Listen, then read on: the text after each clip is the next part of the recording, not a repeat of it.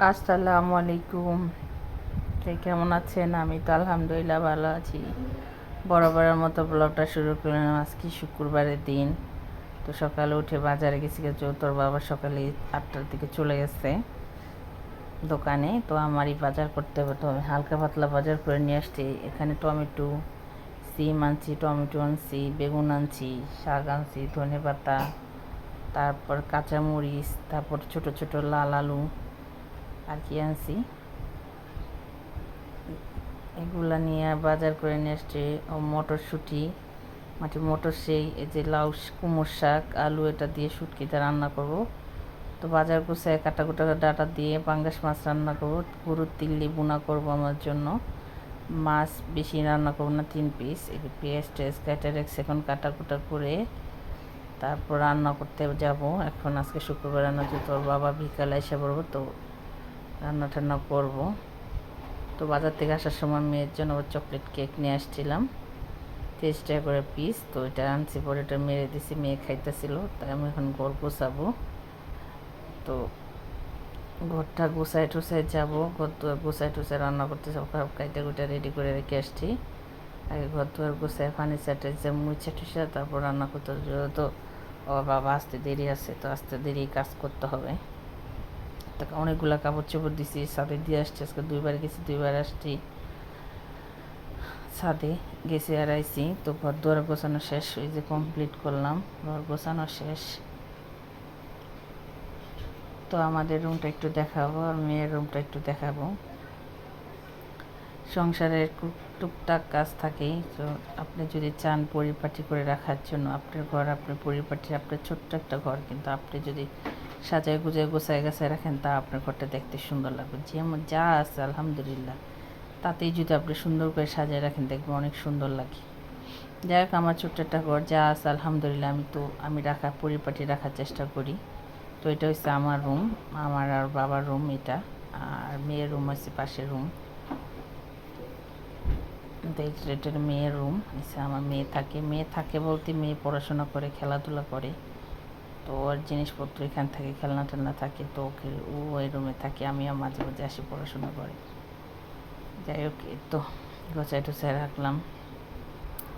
শুক্রবারের দিনটা যে কীভাবে চলে যায় তা বলা যায় না, মানে দ্রুত সময় চলে যায়। কাজ করে, মানে কাজ করতেও দেরি হয়ে যায়। শুক্রবারে কাজ করতে করতে আমার দেরি হয়ে গেছে। কালকে গোসল করে আসছি আর আসর আজান দিয়ে দিছে, তো ভাত খাইছি। ওর বাবা আসছে, ওর বাবারে নিয়ে তারপর ভাত খাওয়া দাওয়া করছি। ঘর দুয়ার গোছাবো, ঘর দুয়ার গোছায় টোছায় এখন যাবো রান্না করতে।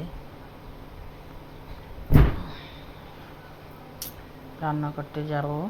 তো ঘর গোছানো শেষ, এখন আমি একটু দেখেন আমার মেয়ে আমার কাজ করে দিতেছে। আমি রান্না করতেছি, বলতেছে আম্মু আমি তোমাকে ছেয়ে বেছা দিই, মটরশুঁটি আমাকে বাঁচতে পারবো? ওকে, হ্যাঁ আমি পারবো। আমার মেয়ে বড় হয়ে গেছে, আমার কাজ করে দিতেছে, আমার আর টেনশন নাই। এখানে মুগ ডাল বসাই দিছি, তো মুগ ডাল হয়ে আসছে, মুগ ডালের একটা বাগার দিতেছিলাম, একটু ধনে পাতা দিয়ে দিছি।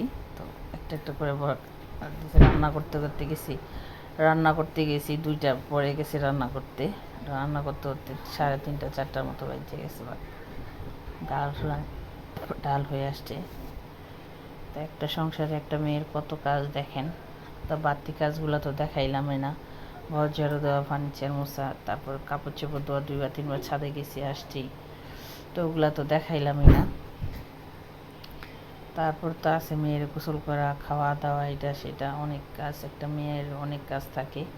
তো আমি কাজ ছেড়ে খুব ভয় পাই না, আমি কাজ করার খুব পছন্দ করি। যাই হোক, এখানে কুমড়ো শাক, তো ছোটো ছোটো লাল আলু দিয়ে শুটকি রান্না করতেছি, পাতা শুটকি দিয়ে, কুমড়ো শাক দিয়ে আলু দিয়ে এটা শুটকি রান্না করব, যেটা বাবা পছন্দ করে।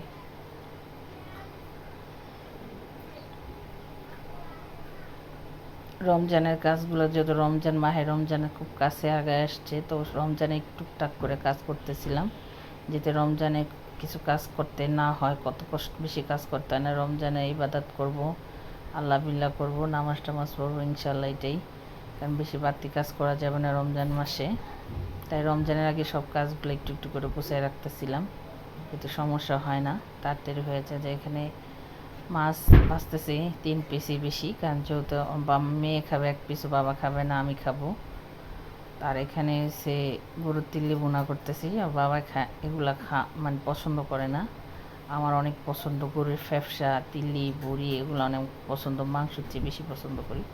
তো আমি রান্না করতেছি অল্প করে রেখে দিছি এগুলারে একটু একটু করে খাবো। আর এখানে হচ্ছে ডাটা দিয়ে তিল্লি ওই পাশে চুলায় দিয়ে দিছি, চেলে আবার ডাটাটা বসাই দিছি।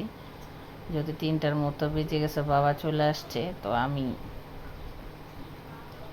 রান্নাটা তাড়াতাড়ি চড়াই দিছি যেহেতু বাবা ভাতের সময় গেছে। তবু আজকে শুক্রবার নামাজ পায় নাই, তো আমি আবার রান্না করতেছিলাম, গ্যাস আসছে। তো বাবা ঘুমাইছিল, আমি রান্না করতেছিলাম। যে ডাটা দিয়ে আলু দিয়ে পাঙ্গাস মাছ রান্না করব। এখানে আবার গরুর তিল্লিটা কষাইতেছিলাম ভালো করে। তিল্লিটার ভিতরে তেল হয় নাই, মানে কম হয়ে গেছে। মাঝে মাঝে এরকম হয়, আমার তরকারির ভিতরে তেল বেশি হয়ে যায়। আবার কোনো সময় হয় যে তরকারিতে তেলই হয় না। যাই হোক, রান্না বাড়াটা শেষ করলাম। এই যে গরুর তিল্লি রান্না করছি এখানে। তারপরে এখানে আবার মাছ রান্না করছি, মাছ আর ডাটা আলু দিয়ে পাঙ্গাস মাছ রান্না করছি। আর ওটাতে শুটকি রান্না করছি। এই যে শুটকিটা বাইরে আর ওটার ভিতরে আছে মুগ ডাল। যেখানে হচ্ছে মুগ ডাল রান্না করছি। তো আজকে দুপুরে রান্না করা শেষ। তারপর মায়ের ভাত খাওয়াই দিয়ে আবার রান্নাঘরে যাবো। রান্না করার পরে যে ঘরে কি অবস্থা, কাজ থাকে রান্নাঘরে।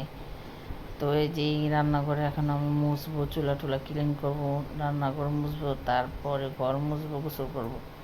যাই হোক, এই যে রান্নাঘর মুছতেছিলাম, এক হাতে মোবাইল ছিল, ভিডিও করতেছিলাম, এক হাতে রান্নার কাজ করতেছিলাম। তো রান্না করার পরে পরিপাটি করে গোছানো শেষ। তারপর ঘর মুছা গোসল করে আসছি, এই যে ভাত নিয়ে বসছি। এখন এই যে বাবার ভাত, আমার ভাত, বাবা ঘুমের থেকে উঠছে, তো এখন আমরা ভাতটা খাবো। যাই হোক, ভিডিওটা আপাতত এখানে। ভিডিওটা ভালো লাগে লাইক করবেন, শেয়ার করবেন, ফাতেহা ব্লগের সাথে থাকবেন, আমাদের জন্য দোয়া করবেন, সাবস্ক্রাইব করে দিবেন। আল্লাহ হাফেজ।